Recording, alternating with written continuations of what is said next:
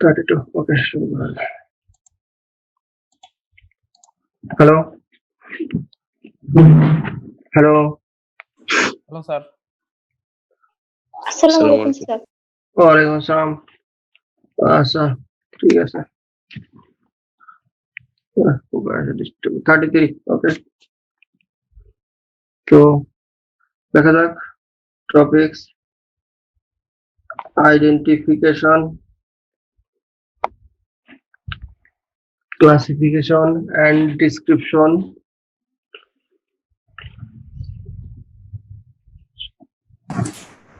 and description of soil. Sir দেখা যাইতেছে না স্যার, উপরে বারটা স্যার একটু নামাইলে ভালো হতো স্যার। ওকে,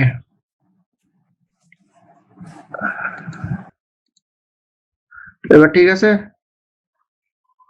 এবার ঠিক আছে। জি স্যার ঠিক আছে।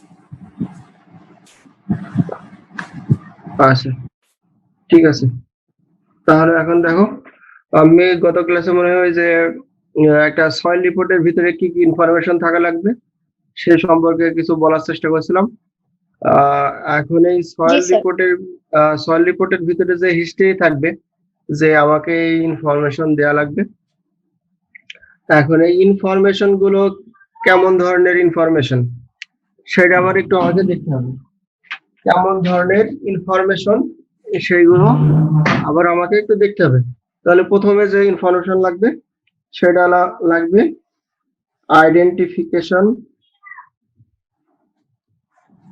Of soil. এখন আইডেন্টিফিকেশন অফ সয়েল বলতে বোঝাই এটা স্যান্ডি সয়েল, ক্লে সয়েল অথবা স্যান্ডি অথবা সিল্টি ক্লে। তোমাকে ফিল্ড থেকে দেখে ভিজুয়াল ভিউ দেখে, মানে বাহ্যিক ভিউ দেখে তোমাকে আইডেন্টিফাই করতে হবে যে এটা এই ধরনের soil.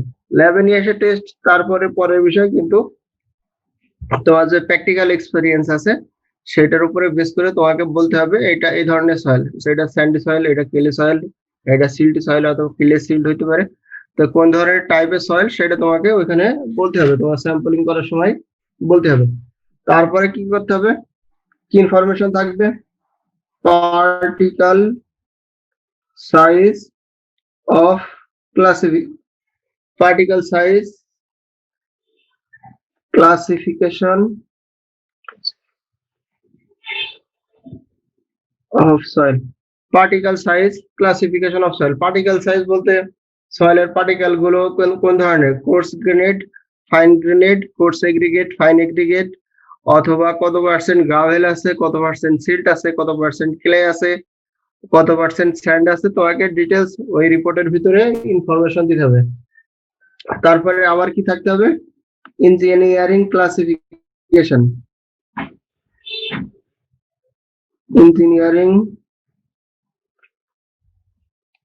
Engineering classification of soil.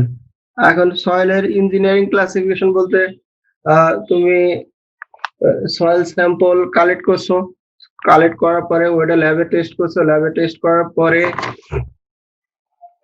ওটার বিভিন্ন ক্যাটাগরিজে তুমি ইঞ্জিনিয়ারিং যে ক্রাইটেরিয়া আছে, এই স্টেম বা ইউনিফাইড সয়েল ক্লাসিফিকেশন সিস্টেম বা অ্যাস্ট্রো মেথড, যেগুলোই বলুক না কেন, এখন কোন মেথডে, এই মেথডে তোমাকে ক্লাসিফাই করতে হবে। যেমন অ্যাস্ট্রো মেথডে ক্লাসিফাই করে A1 থেকে A7, হয়তো তোমাদের জিও টেকনিক্যালে 3 ছিল, 3-1 আমি পড়াতে পারি নাই। আচ্ছা, ওইখানে ছিল অ্যাস্ট্রো মেথড। অ্যাস্ট্রো মেথডে যখন কোনো সয়েল ক্লাসিফিকেশন করা হয় তখন আইডেন্টিফাই করা হয় A1 না A2 না A4 না A6 না A7, এই অনুযায়ী ক্লাসিফাই করা হয়। আবার যদি ইউনিফাইড সয়েল ক্লাসিফিকেশন সিস্টেম করা হয়, যেটাকে বলা হয় USCS, unified soil classification system, USCS। একটু ওয়ার্ড গুলো একটু মনে রাখার চেষ্টা করো।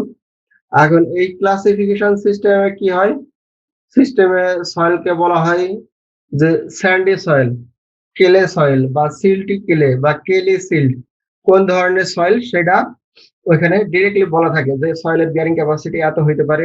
এই ধরনের ইনফরমেশন বা টাইপস অফ সয়েল ডিটেলস বা কোন ধরনের সয়েল এইগুলো বলা থাকে। আচ্ছা, আর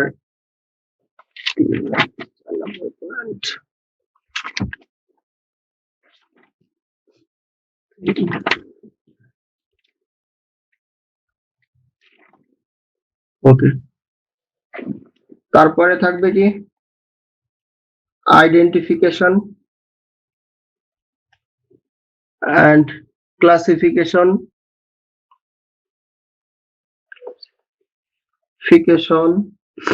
of organic soil।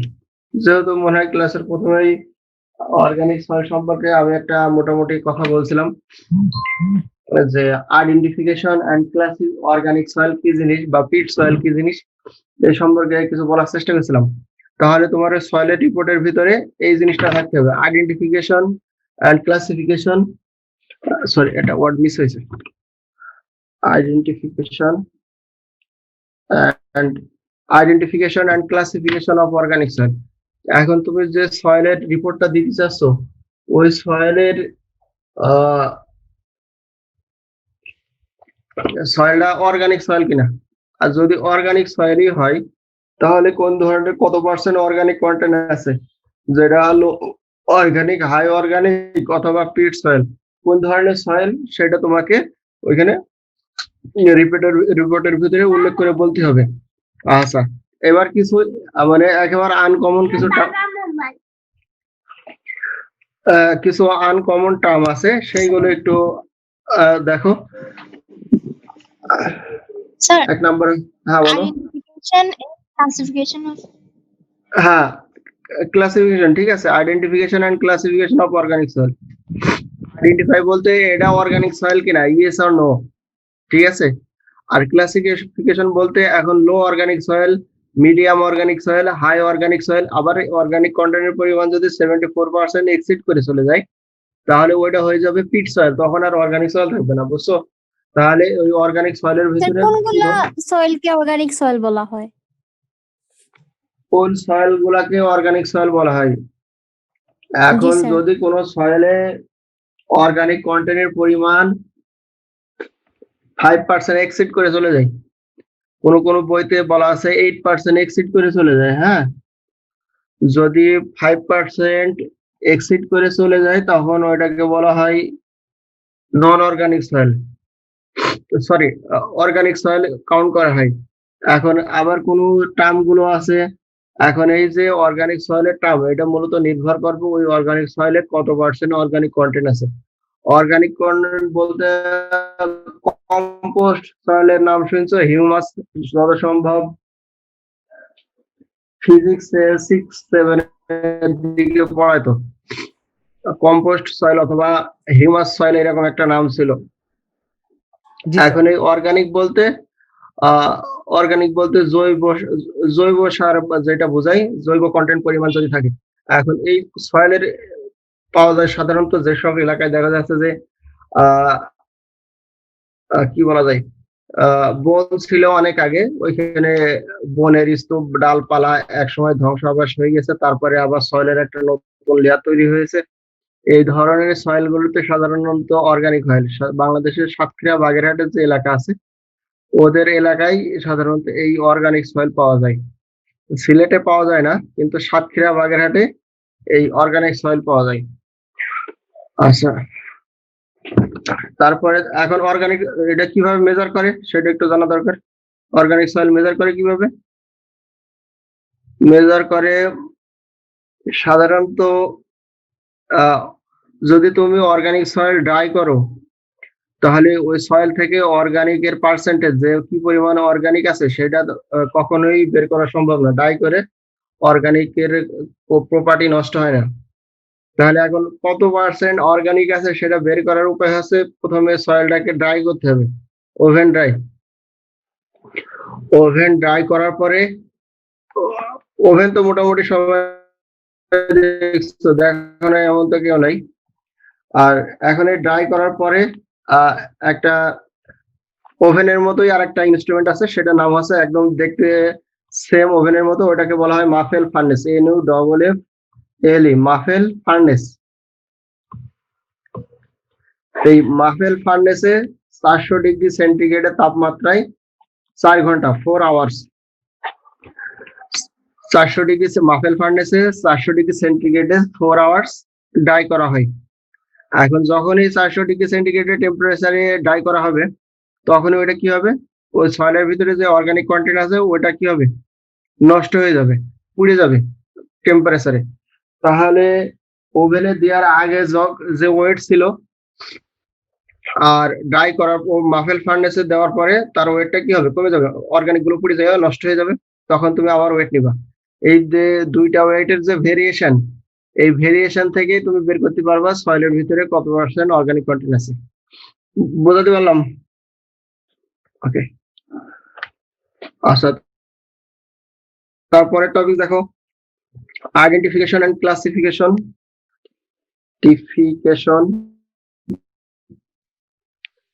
and classification of expansive soil. এখন সয়েল এক্সপান্সিভ কিনা, তারপরে এক্সপান্সিভ বলতে আচ্ছা বলতে পারবা মোটামুটি টার্ম? দাঁড়াও আমি একটু সুন্দর করে লিখি। Expansive, PANSIV, expansive soil. তারপরে দেখো identification and classification of collapsible soil. Identification and classification of collapse,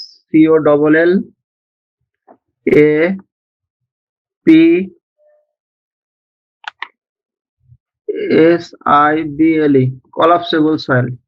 নতুন টার্ম, তোমার কাছে নতুন মনে হইতে পারে। collapsible soil একটু ভালো করে লিখে রাখো। Identification and classification of collapsible soil.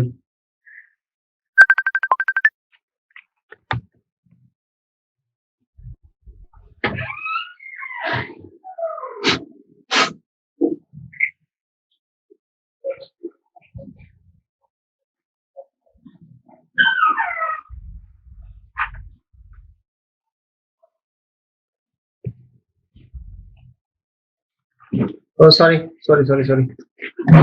লিখো। হ্যালো জি স্যার। জি স্যার। লিখতে পারছো? পরের টাইটেল লিখতে পারছো? জি sir. Identification and classification of collapsible soil. এখন দুইটা টার্ম দেখো, একটা লিখছে এক্সপান্সিভ সয়েল। এক্সপান্সিভ সয়েল বলতে PAN, কন্টেন্টটা বেশি স্যার। না ওয়াটার কন্টেন্ট না। ওয়াটার কন্টেন্ট বলতে এক্সপান্সিভ বলতে মনে করো একটা সয়েল ড্রাই সিজনে তার ভলিউম কমে যায়। একটা সয়েলের ভিতরে যদি ময়েশ্চার দিই তার ভলিউম ইনক্রিজ করবে না, যদি ময়েশ্চার বেশি থাকে। কিন্তু যদি ড্রাই করে ফেলি তার ভলিউম আস্তে করে কমে যাবে। এখন এই ধরনের দেখা যাচ্ছে যে উইন্টার সিজন, শীতকালের দিকে সয়েলে কি থাকে, ময়েশ্চারের পরিমাণ, ওয়াটারের পরিমাণ থাকে কম। কিন্তু রেনি সিজনে সেটা আবার কি হয়, ময়েশ্চার বেশি থাকে। এখন যখনই কোনো সয়েল ময়েশ্চার বেশি পায় তখন সে এক্সপ্যান্ড করার চেষ্টা করে, তার ভলিউম ইনক্রিজ করার চেষ্টা করে। ঠিক আছে, এই ধরনের সয়েলের যে প্রপার্টি গুলো আছে সেগুলোকে বলা হয় এক্সপান্সিভ সয়েল। আচ্ছা, আরেকটা দেখো টার্ম হচ্ছে কলাপসেবল সয়েল। এখন এখানে যদি আমি ডিটেলস পড়াতে যাই বুঝছো অনেক সময় লাগবে। এখন কলাপসেবল বলতে সয়েল বলতে লুজ কিনা, লুজ সয়েল। তারপরে সয়েলের ভিতরে ভয়েড রেশিওর পরিমাণ কেমন, ভয়েড রেশিওর অনেকগুলো টার্ম আছে। তারপরে ওয়াশ হয়ে যাওয়ার টেন্ডেন্সি আছে কিনা, বুঝছো অনেকগুলো টার্ম আছে। তো মোটামুটি এতগুলো একটু দেখে রাখো যে কলাপসেবল সয়েল কিনা। যদি কলাপসেবল সয়েল হয় তাহলে তার কিছু কন্ডিশন আছে, যেমন ক্রিটিক্যাল ভয়েড রেশিওর সাথে একটা টার্ম আছে। এখন ক্রিটিক্যাল ভয়েড রেশিওর সাথে যদি এই শর্ত ফিল আপ করে, যদি লেস দেন বেশি হয় বা কম হয় তাহলে সেটাকে বলা হয়। আচ্ছা তারপরেও লিখে রাখো, আমি একটু যতটুকু পারি দেখি। EC is equal to 0.85 EL plus 0.15 EP. Okay.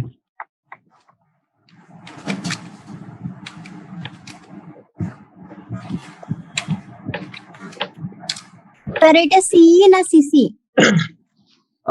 Sorry, critical void ratio, তাহলে ই হবে ইসি, ইএল, ইপি।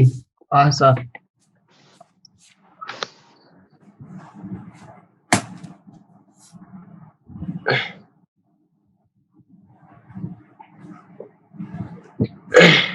লিখছো?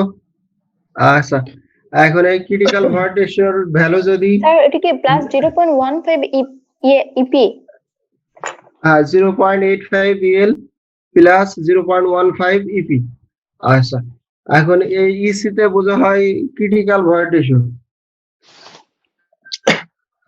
ক্রিটিক্যাল ভয়েড রেশিও, এই ক্রিটিক্যাল ভয়েড রেশিওর ভ্যালু যদি নরমাল ভয়েড রেশিও চেয়ে বেশি হয়, তখন এই সয়েল কলাপসেবল হওয়ার মানে সম্ভাবনা আছে। আরো কন্ডিশন আছে, অনেকগুলো কন্ডিশন আছে, তো এত এখানে পড়িয়ে সম্ভব হবে না, বুঝছো? অনেক ডিটেলস হিস্ট্রি আলোচনা করতে হবে এবং অনেক ডিপলি আলোচনা করতে হবে। তো মোটামুটি ইকুয়েশনটা একটু দেখে রাখো। ES is equal to 0.85 BL plus 0.15 EP. এখন ইসি তো বোঝায় critical void ratio. Normal void ratio তুমি পড়ছো, ভলিউম অফ ভয়েড ভাগ ভলিউম অফ সয়েল সলিডস। আর এইখানে ক্রিটিক্যাল ভয়েড রেশিও বলতে বোঝায়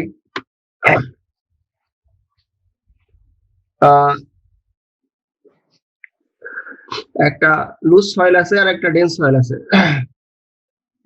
একটু মন দিয়ে শোনো, একটা লুজ সয়েল আছে, একটা ডেন্স সয়েল আছে। এখন এই লুজ সয়েল আর ডেন্স সয়েলকে যদি আমি প্রেসার দেওয়া শুরু করি, কোনো একটা পয়েন্টে যায়, স্ট্রেনের ভ্যালুতে যায় একই সেম স্ট্রেনের লুজ সয়েল এবং ডেন্স সয়েল কোনো একটা স্পেসিফিক স্ট্রেনের ভ্যালু, স্ট্রেন তো বুঝো, পার্শ্ব বিকৃতি দৈর্ঘ্য বিকৃতির অনুপাতের যে রেশিও, সেটা আমরা স্ট্রেন বা বিচ্যুতি বলি। এখন এই স্ট্রেনে একটা কারেসপন্ডিং স্ট্রেনের ভ্যালু রিসপেক্টে ভয়েড লুজ সয়েল এবং dense soil same void ratio show করবে। লুজ সয়েল এবং dense soil equal void ratio value show করবে। তাহলে ওই স্ট্রেনের কারেসপন্ডিং যে ভয়েড রেশিও, সেটাকে বলা হচ্ছে ক্রিটিক্যাল ভয়েড রেশিও। আচ্ছা, তাহলে এখানে আরো দুটো টার্ম আছে, একটা হচ্ছে ইএল আর একটা হচ্ছে ইপি।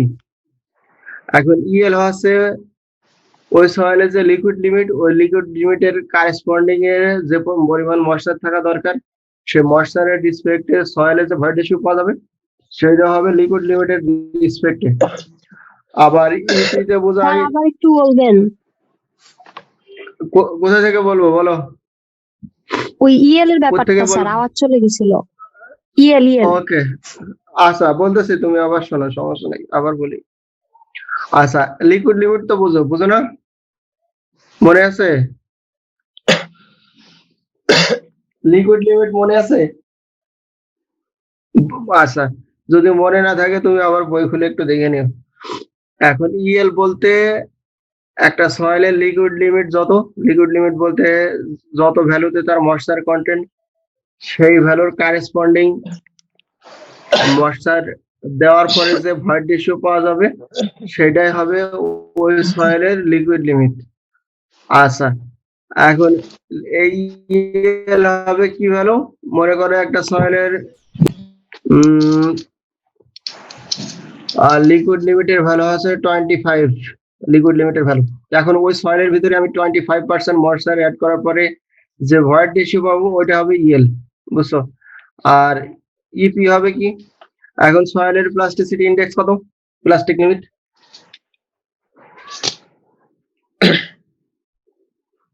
প্লাস্টিক লিমিট কত হবে? প্লাস্টিক লিমিট যে ভ্যালু আছে, যে সেই ভ্যালু, মনে করো প্লাস্টিক লিমিট 15%, তাহলে 15% ময়েশ্চার অ্যাড করার কারেসপন্ডিং যে ভয়েড রেশিও পাবো, সেটা হবে ইপি। এই ইকুয়েশনে বসানোর পরে যদি আমি সিসির চেয়ে বেশি হয়ে যায়, তার মানে সিসির যে ভ্যালু পাবো, এখন সেই ভ্যালু যদি normal void ratio critical void ratio চেয়ে বেশি হয়ে যায়, তাহলে ওই সয়েলকে বলা হবে কলাপসেবল সয়েল। আচ্ছা, তারপরে দেখো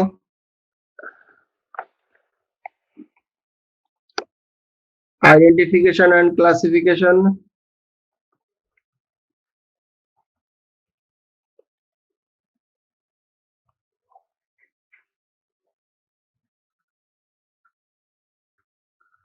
of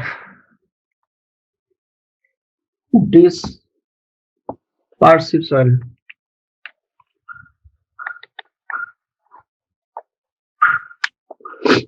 लिखो दाঁড়াও 1 মিনিট ওকে তুমি লিখো identification and classification of dispersive soil লিখো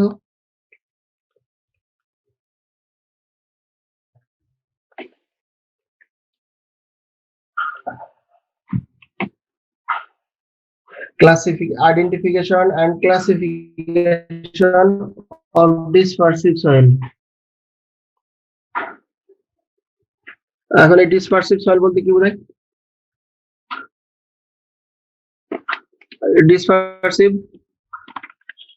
dispersive বলতে এখন এটা যে সয়েলটা আছে সয়েলটা ইরোশন রেজিস্ট করতে পারে কিনা,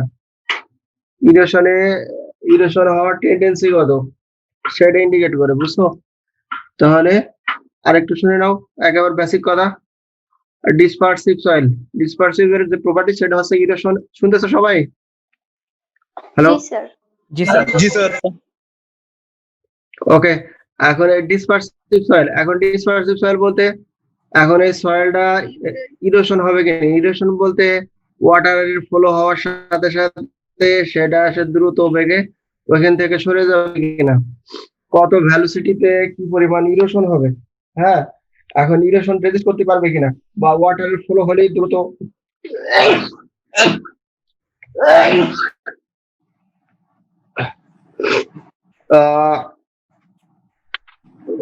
ফ্লো রেজিস্ট করার অ্যাবিলিটি কতটুকু সেটা আবার এটা এখানে আলোচনা তোমাকে ওই রিপোর্টের ভিতরে ইনফর্ম করতে হবে। হ্যাঁ, আর তারপর লাস্টে যেটা আছে identification and classification of soft inorganic soil. Identification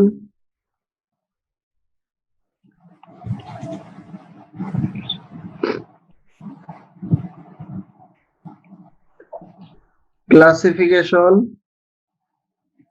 of soft inorganic soil.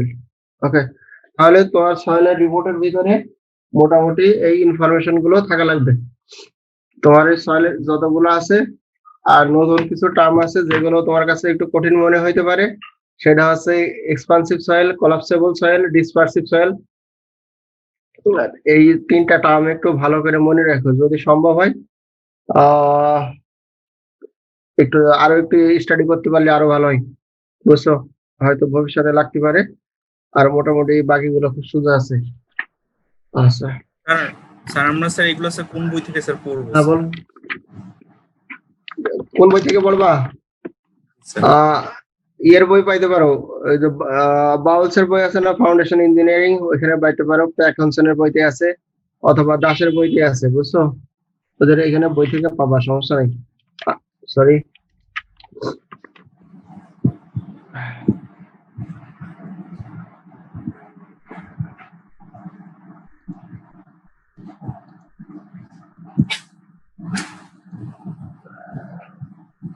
Okay, তাহলে একটা ইনফরমেশন আর একটু ভালো করে দেখবা।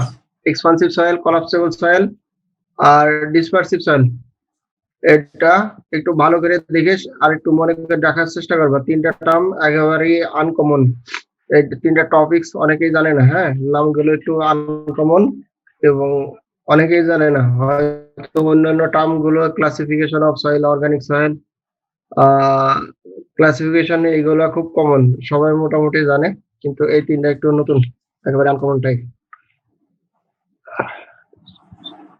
আচ্ছা, কিছু ইনফরমেশন গ্যাপ হয়েছে, আমি এখানে আরেকটু লেখার চেষ্টা করছি নতুন টপিক। সেটা হচ্ছে the choice of a method of soil exploration depends upon। এখন সয়েল এক্সপ্লোরেশন যা হবে, এখন কোন মেথডে হবে সেটা কিসের উপরে নির্ভর করবে সেটা একটু বলি, সে সম্পর্কে একটু বলার চেষ্টা করি।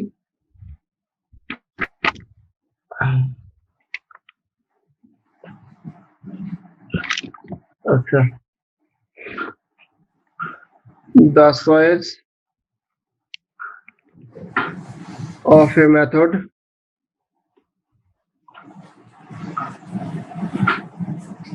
of soil exploration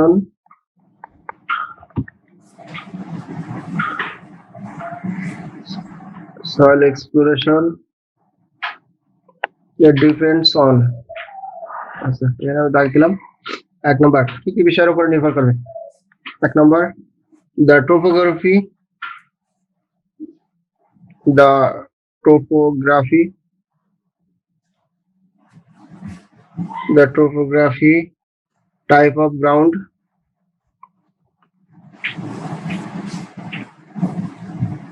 to be investigated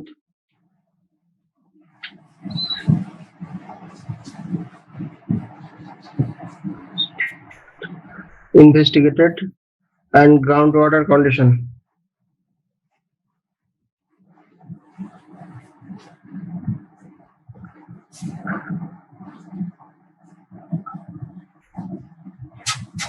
Doi, the type of building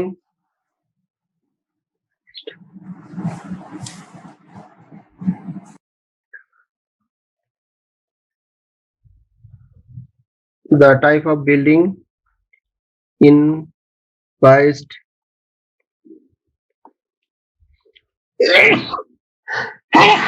sorry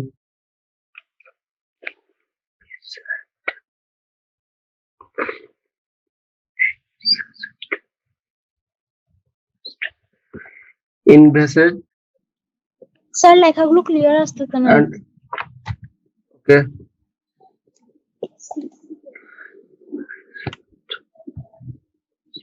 and technical requirement.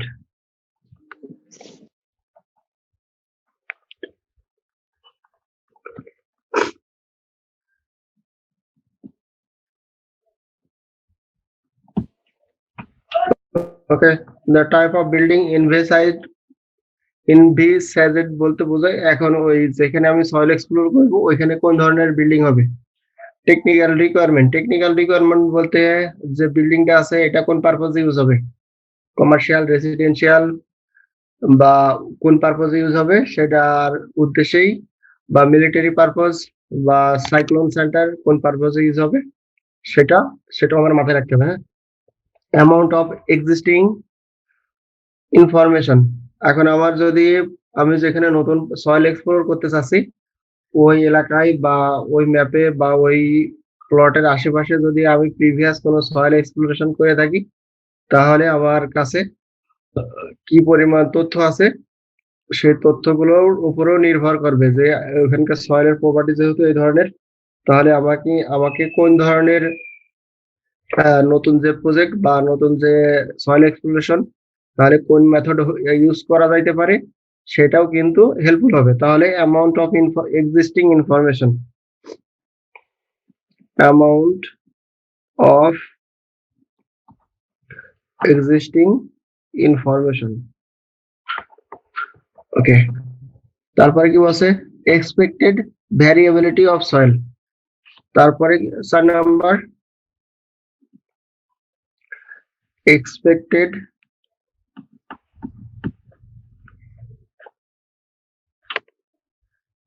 expected variability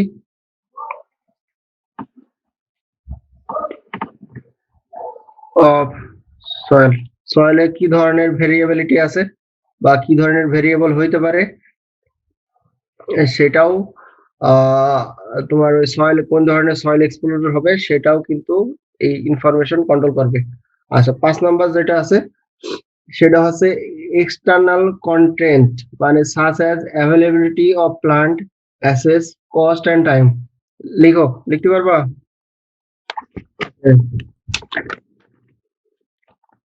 5 number লিখো 5 নাম্বারে হচ্ছে এক্সটার্নাল কনস্ট্যান্ট বলতে বাধা external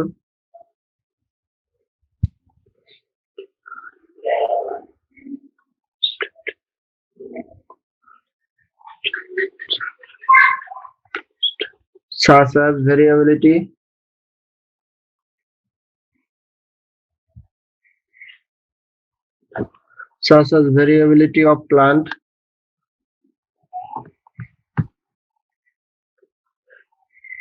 variability of plant, assess, double CE, double assess, cost and time. Sir অনেকগুলো এক্সটার্নালের পরে এটা কি লেখা?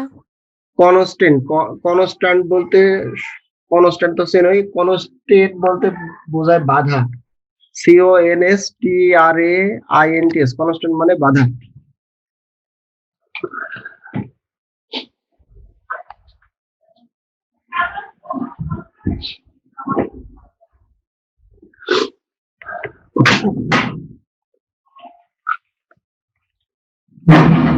ওকে, লিখো external constant such as variability of plant। এখন যদি একেবারে নতুন প্রজেক্ট হয়, এখন সেখানে বিভিন্ন ধরনের প্ল্যান্ট আছে, অথবা কৃষি খামার বা ক্ষেত হইতে পারে।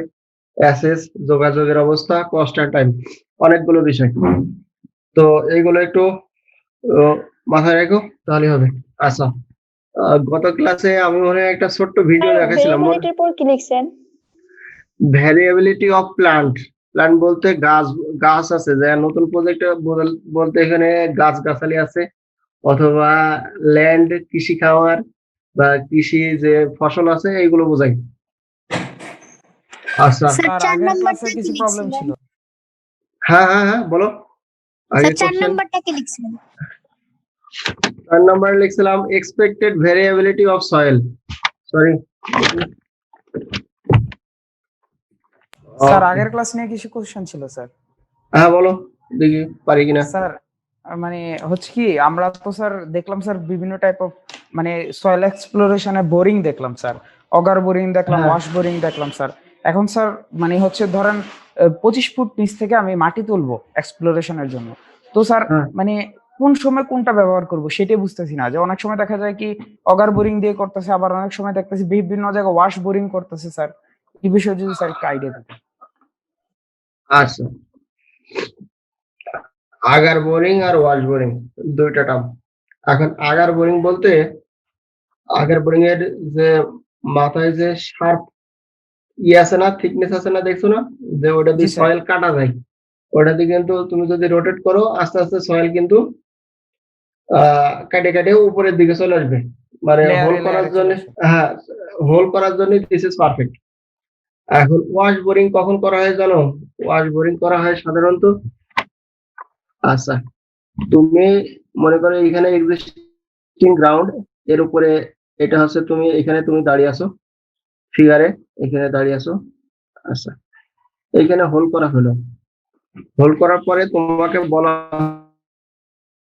হলো যে 20 ফিট নিচ থেকে সয়েল কালেক্ট করতে হবে। এটা জিএল, গ্রাউন্ড থেকে 20 ফিট এখানে। এখন এর নিচ থেকে সয়েল কালেক্ট করতে হবে, এই যে এর নিচ থেকে এই জায়গায় সয়েল কালেক্ট করতে হবে।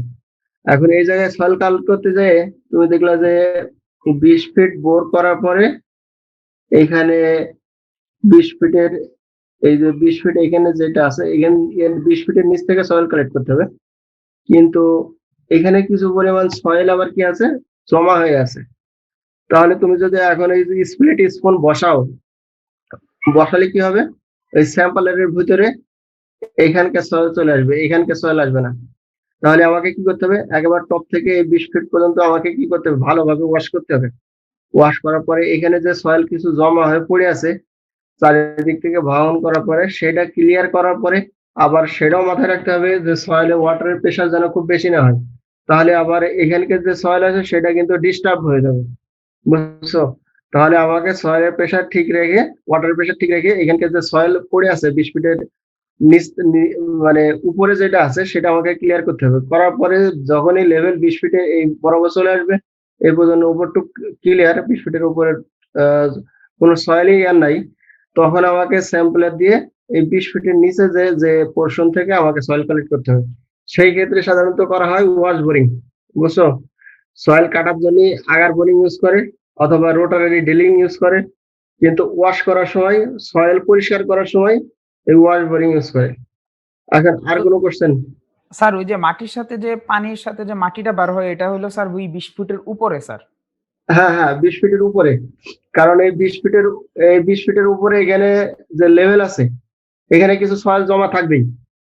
কারণ এটা তো মানে সয়েল, এই সয়েলে দেখা যাচ্ছে এই পোর্শন থেকে কিছু হালকা হালকা ভাঙে বা কোনো একটা লেভেল থেকে, কারণ এটা তো একেবারে রক রক সারফেস না, এটা সয়েল সারফেস। এই ছোট ছোট বা একেবারে যে ক্ষুদ্র সাইজের যে সয়েলের পার্টিকেল গুলো আছে, যখনই বোরিং এ যাবে কিছু পরিমাণ এই ভাঙে এসে এইখানে জমা হয়ে যাবে। এখন এইটুকু ক্লিয়ার করার জন্যই ওয়াল বোরিং করা হয়, যাতে যার কারণে আমার যেন অ্যাকুরেট সয়েলটা আমি পাই। আমি যে লেভেল থেকে সয়েলটা কালেক্ট করতে চাচ্ছি সেই লেভেল থেকে যেন আমার সয়েলটা কালেক্ট হয়, বুঝছো? এই জন্যই যে স্যাম্পলার দিয়ে কালেক্ট করবো, কালেক্ট করার আগে আমাকে ভালোভাবে ওয়াশ করে নিতে হবে এবং লেভেলটা ঠিক রাখতে হবে। এখন যদি ওয়াশ না করি আমি এখানে স্যাম্পলার দিয়ে দিই, আর স্যাম্পলারের ভিতরে এখানকে সয়েল চলে যাবে। তুমি হয়তো হিসাব করে বলবা যে পেনিট্রেট করবো, স্যাম্পলারের ভিতরে এখানকে সয়েল যাবে, কিন্তু যদি ওয়াশ না করো তা এখানকে সয়েল যাবে, কিন্তু এখানকার সয়েল যাবে না স্যাম্পলারের ভিতরে। এই জন্য এই আগে ওয়াশ করার পরে তারপরে স্যাম্পলার দিয়ে স্যাম্পল কালেক্ট করতে হবে। হ্যাঁ, আর কোনো কোয়েশ্চেন? হ্যাঁ বলো। স্যার ওই এসপিটি টেস্টটা যেটা স্যার স্ট্যান্ডার্ড পেনিট্রেশন টেস্ট, এই সম্পর্কে স্যার ক্লিয়ার করেন নাই গত ক্লাসে। আমি একটা ফিগার দেখাইছিলাম, মানে ভিডিও দেখাইছিলাম মনে হয় তোমাদেরকে। আচ্ছা, ভিডিও দেখছো? সবাই দেখছো? জি স্যার। আর বলাছে যদি ভিডিও দেখে বুঝতে পারো আরো খুব সুন্দর হয়, বুঝছো? কারণ আমাদের সময় এত ইন্টারনেট এত অ্যাভেলেবল ছিল না। ইন্টারনেট অ্যাভেলেবল ছিল না বলতে মনে করো যে একটা পেজ ওপেন হইতে অনেক সময় লাগতো। তারপরে ইন্টারনেট তো অনেক মূল্যবান জিনিস, এত হাতে হাতে ছিল না।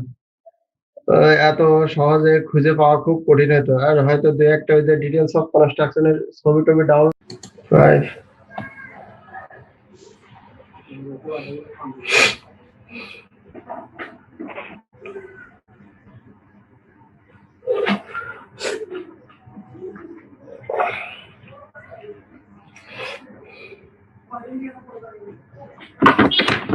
ওকে, দেখে নাও এটা হচ্ছে।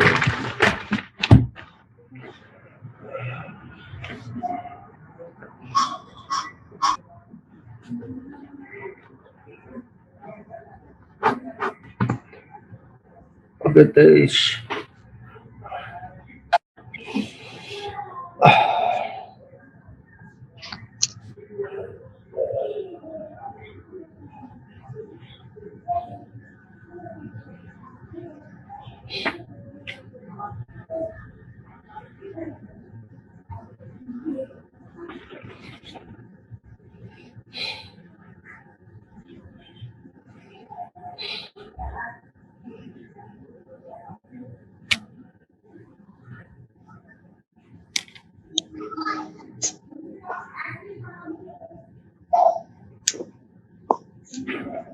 ওকে, কি এত সময় লাগে?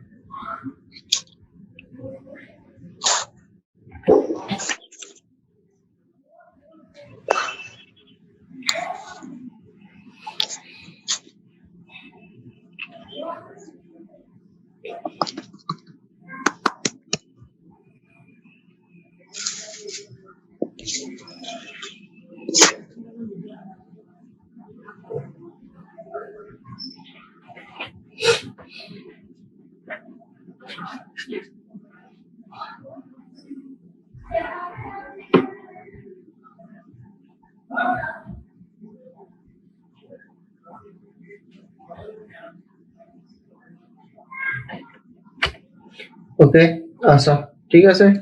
আচ্ছা, এখন এসপিটি ভ্যালু, এসপিটি ভ্যালুর এই সময় আসো, আছো তো? আচ্ছা, হ্যালো। জি স্যার। জি স্যার। জি ওকে, স্যার। SPT value. এখন এসপিটি ভ্যালু কি ছিল? ওটার ফুল মিনিং ছিল স্ট্যান্ডার্ড পেনিট্রেশন টেস্ট, যেটা এসপিটি ভ্যালু থেকে করা হয়। এখন এই স্ট্যান্ডার্ড পেনিট্রেশন টেস্ট করার পরে যে ভ্যালু পাওয়া যাবে সেটাকে সাধারণত বলা হয় এসপিটি ভ্যালু, অথবা অনেক সময় বলা হয় এন ভ্যালু, ডিরেক্টলি বলে এন ভ্যালু। এখন এই এসপিটি ভ্যালু আর এন ভ্যালু একই জিনিস। এখন কিভাবে কাউন্ট হয়? মনে করো যে একটা গ্রাউন্ড সারফেস আছে, এইটা গ্রাউন্ড সারফেস। এখন গ্রাউন্ড সারফেসে আমি যদি বলি যে এখানকার এসপিটি ভ্যালু কত, আর তাহলে তোমাকে এসপিটি টেস্ট করতে হবে। এখন কিভাবে হবে? এখন এই স্প্লিট এসপিডি টেস্ট করার সময় সাধারণত একটা স্প্লিট স্পুন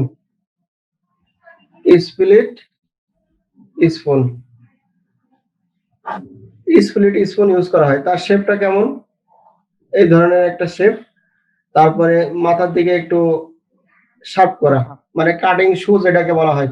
এই এটা যেটুকু একটু ইডেস আছে, মানে কাটিং মানে কাট করার অ্যাবিলিটি আছে, ওইটাকে সিম্পলি বলা হয় কাটিং শু। আচ্ছা, এখন এই কাটিং শু সম্পর্কে আবার ডিটেলস তোমাকে আবার একটু জানতে হবে।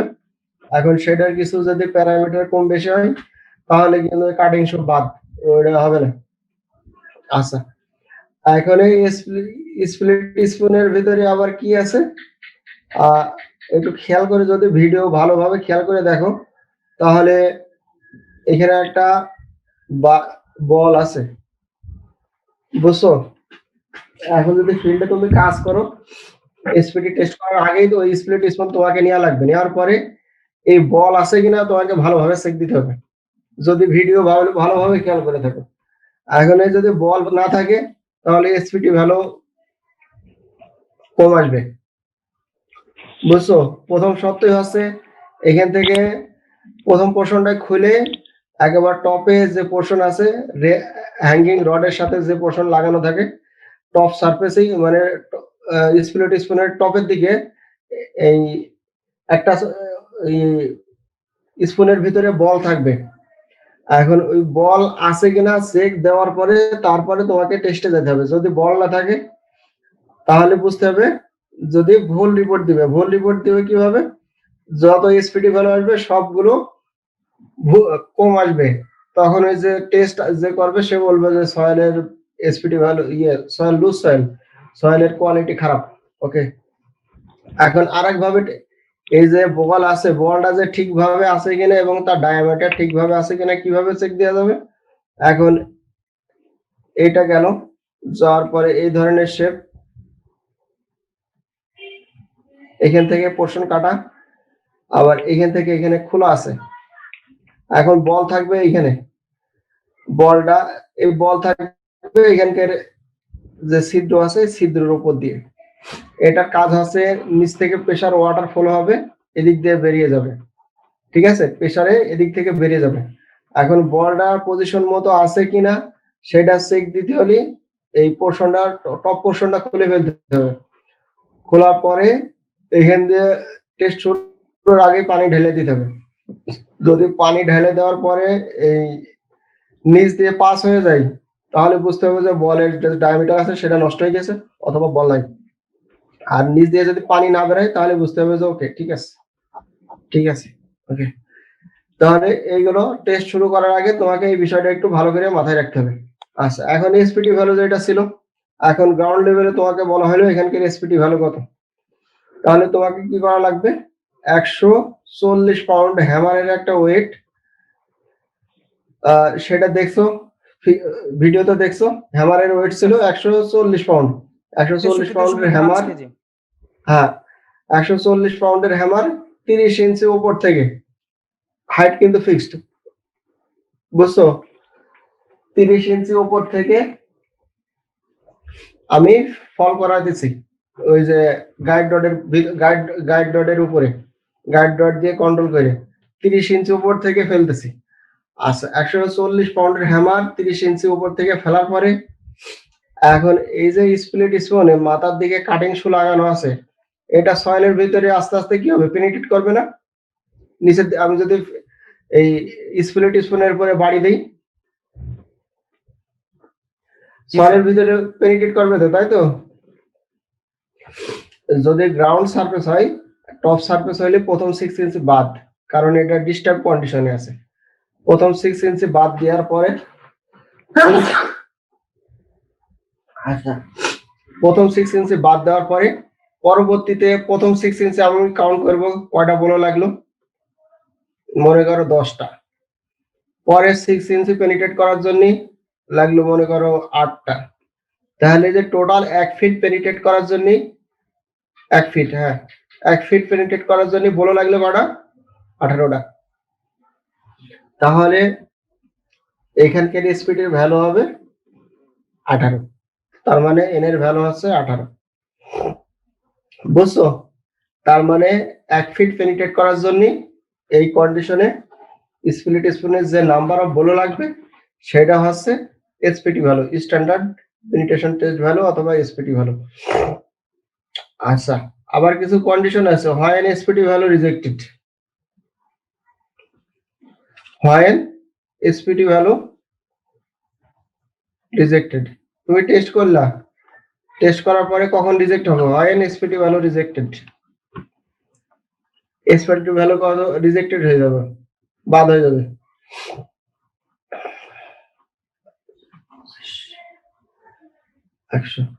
আচ্ছা, তাহলে প্রথম কন্ডিশন হচ্ছে দেখো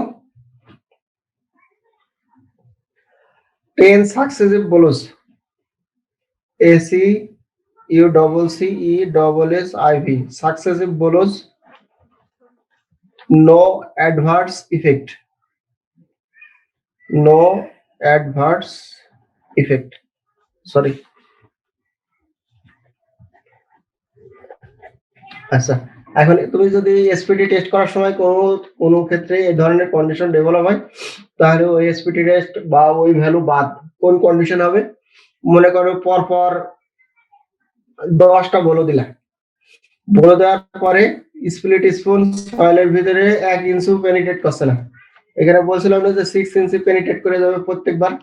এখন এই 6 ইঞ্চি পেনিট্রেট করবে যদি এই ধরনের 12 ইঞ্চি পেনিট্রেট করার জন্য যে নাম্বার অফ বলো সংখ্যা লাগবে সেটা হচ্ছে ওই সয়েলের এসপিটি ভ্যালু। এখন হ্যালো, এই শুনতেছো সবাই? জি sir.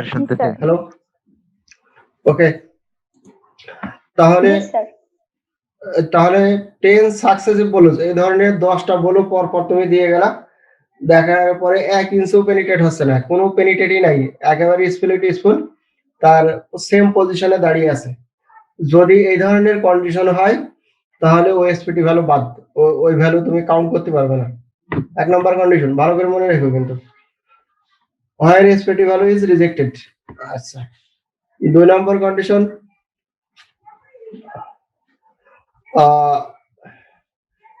50 bolos required 150 millimetre penetration, মানে 6 ইঞ্চি পেনিট্রেট করার জন্য 50 বলো দরকার, সেটাও বাদ, সেটাও কাউন্ট করা যাবে না। তাহলে বুঝতে হবে যে ঘাবলা আছে, এই এসপিটি ভ্যালু ঠিক নেই, এসপিটি ভ্যালু কখনোই 50 এর উপরে যাবে না। আচ্ছা, বুঝছো? তাহলে তুমি একটু এই দুইটা কন্ডিশন একটু ভালো করে মনে রাখবা। আচ্ছা, এখানে কাটিং শু যে বিষয় যেটা বলছিলাম সেই সম্পর্কে একটু জানা আসতে হবে। কাটিং শু, আচ্ছা, এখন কাটিং শু কেমন? কন্ডিশনটা আবার একটু বলেন তো স্যার। 10 successive blows, no এরপরে ওয়ার্ডটা একটু বলেন। কোনটা কোনটা? যে 10 successive adverse blows, effect. no এখন নো অ্যাডভার্স ইফেক্ট বলতে মনে করো যে অ্যাডভার্স ইফেক্ট, অ্যাডভার্স ইফেক্ট বলতে বিরূপ প্রতিক্রিয়া বলতে এখানে বোঝায়, মনে করো যে পরপর তুমি 10টা বলো দিয়ে গেলা, 10টা বলো দেওয়ার পরেও স্প্লিট স্পুন সয়েলের ভিতরে 1 ইঞ্চিও পেনিট্রেট করে নাই, কোনো পরিমাণ পেনিট্রেশনই হয় নাই। বলছিলাম 6 ইঞ্চি পেনিট্রেশন করার জন্য যে নাম্বার অফ বলো লাগবে সেটাই এসপিটি ভ্যালু, এইভাবে কাউন্ট করে 12 ইঞ্চি পেনিট্রেট করার জন্য যে এসপিটি ভ্যালু নাম্বার অফ বলো হবে সেটাই ওখানকার এসপিটি ভ্যালু। এখন দেখা যাচ্ছে পরপর তুমি 10টা বলে দিয়ে গেলা, এখানে গ্রাউন্ডের ভিতরে এসপিটি ভ্যালু 1 ইঞ্চিও পেনিট্রেট করছে না, একেবারে স্টেবল সেম পজিশনে দাঁড়িয়ে আছে, তাহলে ওই এসপিটি ভ্যালু নেওয়া যাবে না, ওই ভ্যালু বাদ, যদি এই ধরনের কন্ডিশন হয়। তারপরে বলছে কি, দেখা যাচ্ছে যে 6 ইঞ্চি পেনিট্রেট করার জন্য 50 বলও লেগে গেছে, 50 বলও বা 50 বলও বেশি হয়ে গেছে, তাহলে ওই এসপিটিও বাদ, বুঝছো? সেটাও কাউন্ট করা যাবে না। ওকে, তাহলে এই দুটা কন্ডিশন একটু ভালো করে মনে রাখো। আচ্ছা, আমি কাটিং শুর একটা ফিগার দেখাচ্ছি, সেই ফিগারটা একটু সবাই ড্র করবা। কাটিং শু, ওকে, কাটিং শুর একটা ফিগার দেখাচ্ছি। ওকে, আমার মনে হয় সবাই ড্র করলে ভালো হয়। কাটিং শুর একটা ফিগার,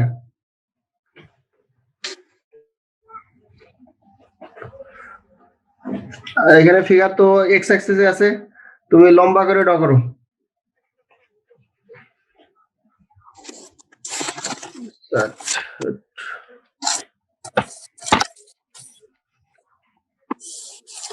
হ্যাঁ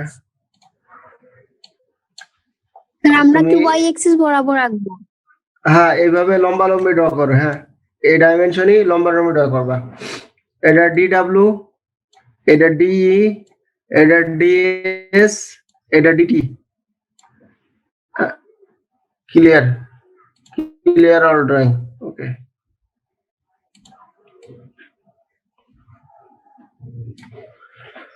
ওকে ড্র করো।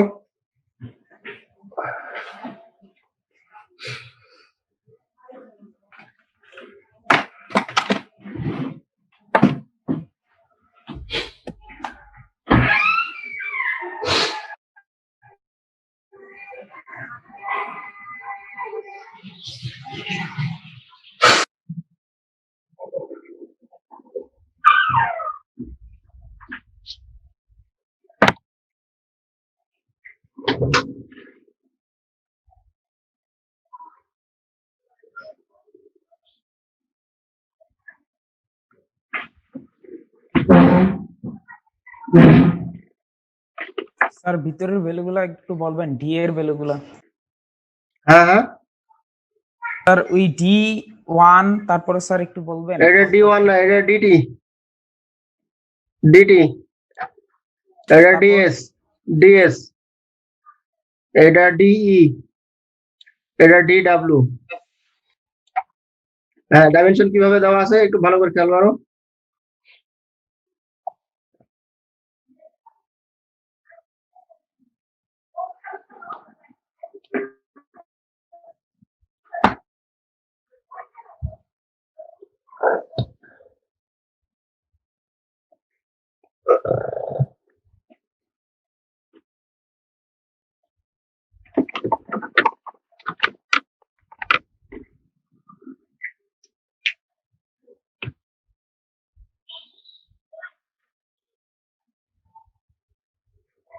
হ্যাঁ এরিয়া রেশিও অনেক সময় জিজ্ঞাসা করতে পারি। Area ratio, inside clearance ratio, outside clearance ratio, ACR, ICR, OCR এগুলো জিজ্ঞাসা করতে পারে, একটু ভালো করে মনে রেখো।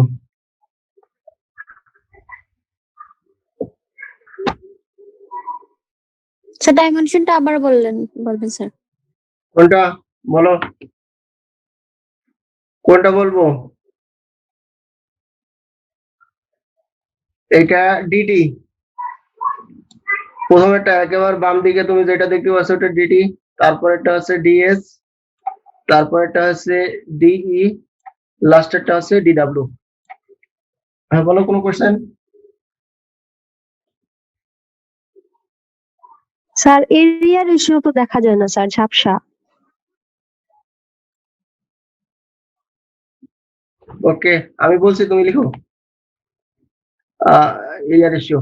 ওকে ঠিক আছে লিখো। Area ratio AR equal to DW square minus D square ভাগ ডি স্কোয়ার। লিখো, এই যেখানে লেখা আছে এরিয়া রেশিও।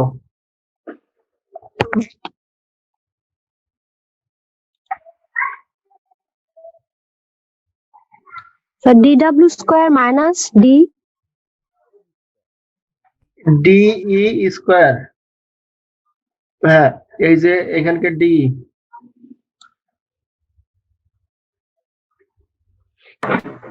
আর নিচে কি হবে স্যার? এটা ডি স্কোয়ার।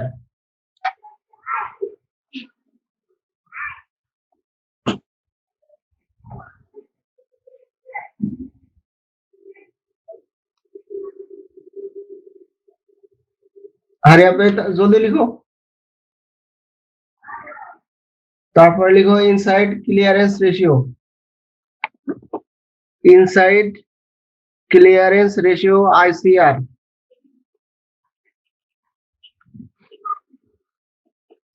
তারপর লিখো hurry up outside clearance ratio OCR।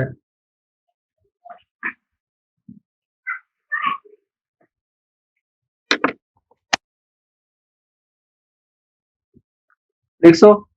হ্যাঁ, ডিএস মাইনাস ডিই ভাগ ডিই, তারপরটা হচ্ছে ডিডব্লিউ মাইনাস ডিটি ভাগ ডিটি। লিখছো সবাই? লেখা শেষ? স্যার আইসিআর কি বলছেন? স্যার হ্যাঁ, আবার হ্যাঁ। বলেন। কোনটা? ICR sir. Inside clearance ratio. সূত্রটা কি বলছেন? ইনসাইড ডিএস মাইনাস ডি ভাগ ডি।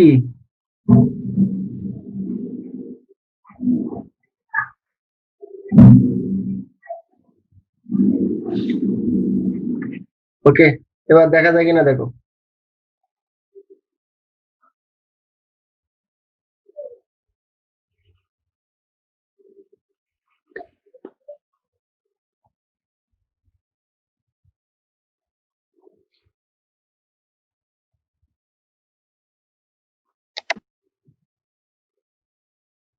তারপরে আউটসাইড ক্লিয়ারেন্স রেশিও লিখছো? হ্যালো, হারিয়াব? জি স্যার, লেখা শেষ স্যার। ওকে, ঠিক আছে। তিনটা টার্ম একটু ভালো করে মনে রাখবে, খুব ভালো করে, এই তিনটা টার্ম। ঠিক আছে,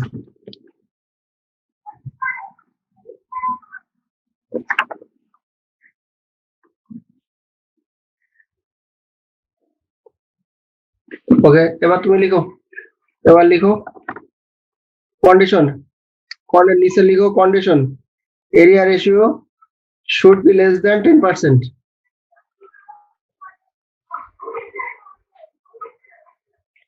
লিখো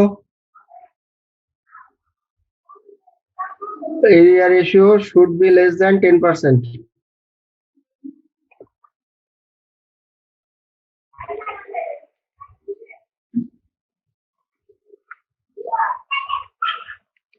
লিখো? আচ্ছা, তারপর লিখো জি, স্যার। দুই নম্বর কন্ডিশন, ICR মানে inside clearance ratio equal to 0 to 0.5% for very short sampler. লিখো স্যার বুঝি নাই, কত পার্সেন্ট স্যার? ICR। হ্যাঁ হ্যাঁ, স্যার আইসিআর এটা আবার বলেন, বলো। আবার বলেন স্যার, শুনি নাই। 0 to 0.5% for very short sampler. Short sampler, SAMPLE, sample থেকে স্যাম্পলার। লিখছো?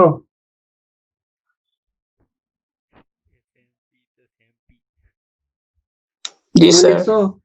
ওকে।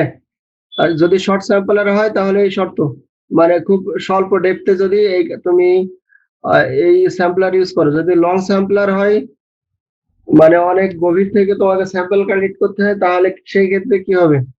ICR equal to 0.75 to 1.5% for long sampler.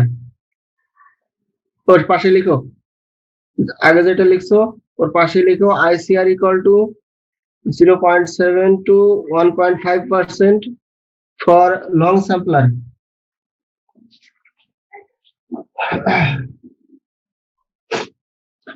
ICR is equal to 0.7 to 1.5% for long sampler. লিখছো? 3 নম্বর কন্ডিশন, OCR মানে outside clearance ratio, OCR not more than 2-3%. দেখো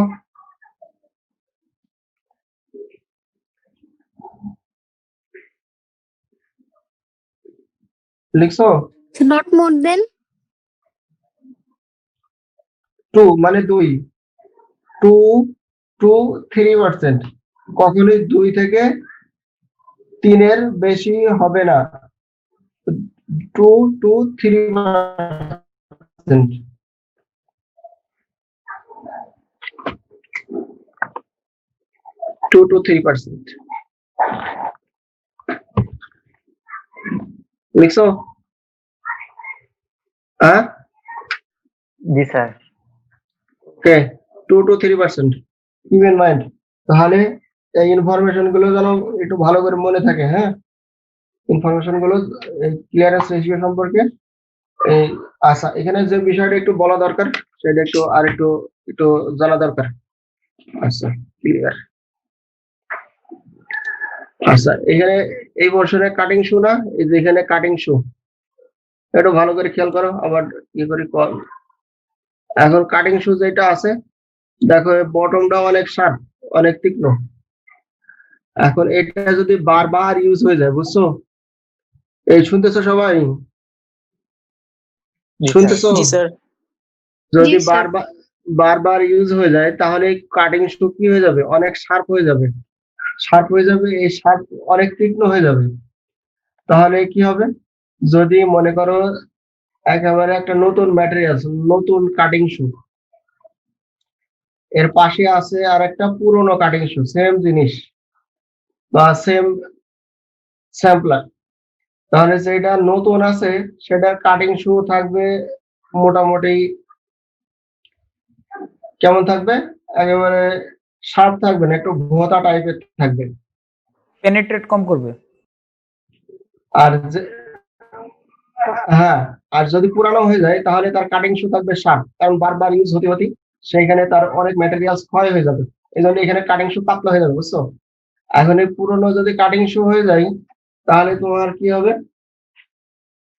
এই যে SPT test করার সময় দেখা যাচ্ছে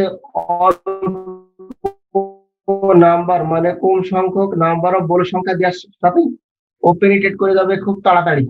আমি কি বোঝাতে পারলাম? বুঝতে পারছো আমি কি বোঝাতে চাচ্ছি? বুঝছো? বোঝা নাই? জি স্যার। হ্যালো,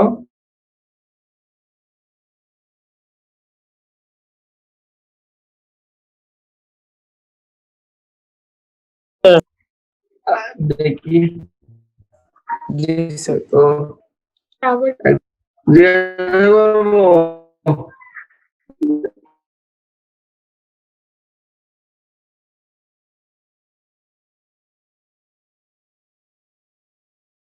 এটা তো জিজ্ঞাসা করে লাভ হয় না।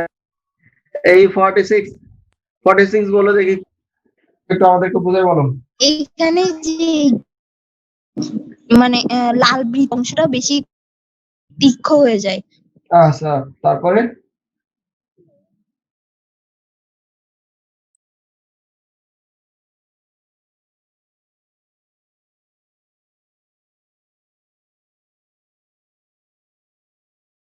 তারপরটুকু বলো। এবার আবার শোনো, আবার স্যার এরপর না, আমি কি কিছু লেখেও নাই, আমি মুখে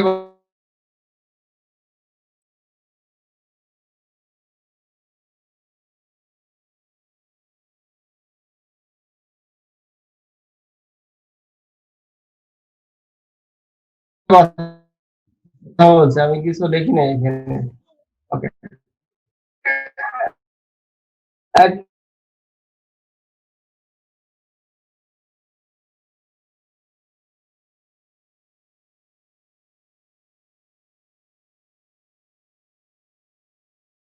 সেটা ঠিক ভ্যালু দেবে ধরে নেওয়া যায়, কিন্তু যেটা পুরোনো কাটিং শু আছে অনেক দিন ইউজ করার পরে পরে কি হয়েছে, এখানে যে শু যে শার্পনেস আছে, মানে কাটিং শু আছে, সেটা কি হয়ে যাবে, আস্তে আস্তে তীক্ষ্ণ হয়ে যাবে। হ্যাঁ, এর শুর বডির কাটিং শুর যে বডি ম্যাটেরিয়ালস আছে সেটা আস্তে আস্তে তীক্ষ্ণ হয়ে যাবে। হ্যাঁ, এখন যদি তীক্ষ্ণ হয়ে যায় আর এই শু যদি আমি ইউজ করি স্যাম্পলার বা এসপিটি ভ্যালুর সময়, শুতে কি হবে, দেখা যাচ্ছে নাম্বার অফ বলো সংখ্যা কম দেওয়ার সাথে সাথে অল্প এসপিটি ভ্যালুতেই এ তাড়াতাড়ি মাটির নিচে পেনিট্রেট করে যাচ্ছে তাড়াতাড়ি, মানে খুব দ্রুত পেনিট্রেট করবে, কারণ এটা খুব তীক্ষ্ণ, এর জন্য পেনিট্রেট করে যাবে খুব ইজিলি। হ্যাঁ, আর যদি এটা শার্প না হয়ে অ্যাকুরেট হয়, যেটা এসপিটি যে স্ট্যান্ডার্ড কাটিং শুর যে ডাইমেনশন আছে সেই অনুযায়ী থাকে, তাহলে সে অ্যাকুরেট এসপিটি ভ্যালু বা নাম্বার অফ বলোর সংখ্যা অ্যাকুরেট দিবে। যখনই এটা শার্প হয়ে যাবে দেখা যাচ্ছে অল্প বলতেই, নাম্বার অফ বলোর সংখ্যা অল্প দিতেই ও পেনিট্রেট করে যাবে ইজিলি, অল্পতেই পেনিট্রেট হবে বেশি পরিমাণ, ঠিক আছে? এই জন্য এই এরিয়া রেশিও আর এই যে ইনসাইড আউটসাইড যে ক্লিয়ারেন্স রেশিও আছে, এই ভ্যালু গুলো সবসময় চেক দেওয়া লাগে। হ্যাঁ, যদি এই রেশিও যে লিমিটেশন গুলো যেগুলো বললাম, এইগুলো যদি কোনো অবস্থায় এর বেশি হয়ে যায়, তাহলে ওই কাটিং শু ফেলে দিতে হবে, তুমি আর ইউজ করতে পারবে না। এখন এই মূল সমস্যা হচ্ছে এই কাটিং শু শার্পনেস হয়ে যাবে, বারবার ইউজ করার কারণে এই কাটিং শু শার্প হয়ে যাবে, ঠিক আছে? যখন এই কন্ডিশন গুলো সে স্যাটিসফাই করবে না, তখন ওই কাটিং শু ফেলে দেওয়া ছাড়া আর কোনো বুদ্ধি নেই, বুঝছো? যে inside clear ratio, outside clearance ratio, ACR value, area ratio, এগুলো যা আছে এগুলো তোমাকে চেক দিতে হবে টেস্ট করার আগে। বুঝতে পারলাম? বুঝছো ঠিক মতো? জি স্যার। ওকে, ঠিক আছে। আর যদি কোনো কোশ্চেন থাকে তুমি জিজ্ঞাসা করতে পারো। কোনো কোশ্চেন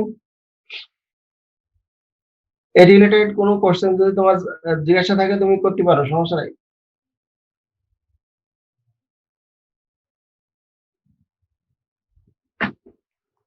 এ রিলেটেড কোনো কোশ্চেন স্যার, আছে তোমার? এখানে হ্যাঁ যে বলো। ডিটি, হ্যাঁ বলো। এখানে যে ডিটি আর ডিডব্লিউ, এই দুইটার ভ্যালু কি সেম নাকি ডিফারেন্ট? কারণ না, ফিগার অনুযায়ী দেখা যাচ্ছে অনেকটা সেম, দুই না পাশে না, সমান সেম দেখা না, যাচ্ছে।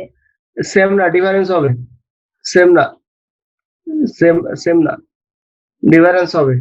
জি, কারণ এখানকার এই যে সাইডে যে ম্যাটেরিয়ালস আছে, ও আস্তে আস্তে প্রেসারে ক্ষয় হইতেই থাকবে, সামনেও ক্ষয় হবে, পিছু ক্ষয় হবে, কিন্তু এই যে মাঝখানে যে কাটিং শু আছে টপে যে ক্ষয় হবে না, ক্ষয় হবে এই যে এই সুর বাম পাশে আর ডান পাশে, দুই পাশে ক্ষয় হবে। এই জন্যই এই ডিডব্লিউ দেওয়া, বুঝছো? ক্ষয় এই মাথায় যায় ডিটি কখনোই জি, ক্ষয় স্যার। হবে না, ইরোশন হবে না। ইরোশন হবে এই ডি এর ভ্যালু আর ডিডব্লিউ এর ভ্যালু, এইখানে যে চেঞ্জ হবে, ইরোশন হবে মানে কাটে মানে ক্ষয় হবে এই দুই জায়গায়, ডি আর ডিডব্লিউ তে, বুঝছো? জি স্যার। হ্যাঁ, আচ্ছা, আর কোনো কোশ্চেন এ রিলেটেড বলো। ওকে, 35, ঠিক আছে।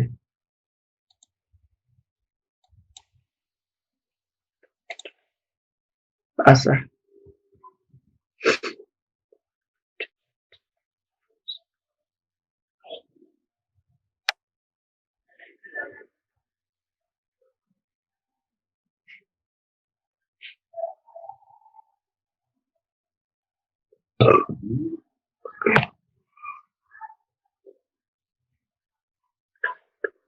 ওকে, ঠিক আছে, সবাইকে ধন্যবাদ আজকে এই পর্যন্ত। আচ্ছা, এই সবাই শোনো, একটু শোনো। আচ্ছা, এর আগে ক্লাস নিতাম রবিবারে না? হ্যালো, জি স্যার। হ্যাঁ, জি স্যার। শিডিউল ক্লাস ছিল রবিবারে। হ্যাঁ, আমি একটু আমার প্রেশার পড়ে যায়, অনেকগুলো ক্লাস পড়ে গেছে। আমি ক্লাস নিব সোমবারে। হ্যাঁ, এখন থেকে ক্লাস নিব সোমবারে, ক্লাস নিব সোমবারে, প্রতিদিন সোমবারে ক্লাস নিব, ঠিক আছে? স্যার এই টাইমে 8:30? হ্যাঁ, জি, স্যার। 8:30টায়, 8:30টায় সোমবারে। রবিবারে আমার জন্য একটু কষ্ট হয়ে যায়, কারণ শুক্রবারেও ক্লাস থাকে, শনিবারেও ক্লাস থাকে, আবার রবিবারে ক্লাস দিলে আমার প্রেশার অনেক ইয়ে হয়ে যায়, বুঝছো? ঝামেলা থাকে। তো এরপর থেকে ক্লাস নিব সোমবারে, সবাই মনে থাকে যেন ক্লাস নিব সোমবারে। তো ঠিক আছে, সবাইকে ধন্যবাদ। ওকে, থ্যাংক ইউ। আসসালামু আলাইকুম স্যার। ওয়ালাইকুম আসসালাম।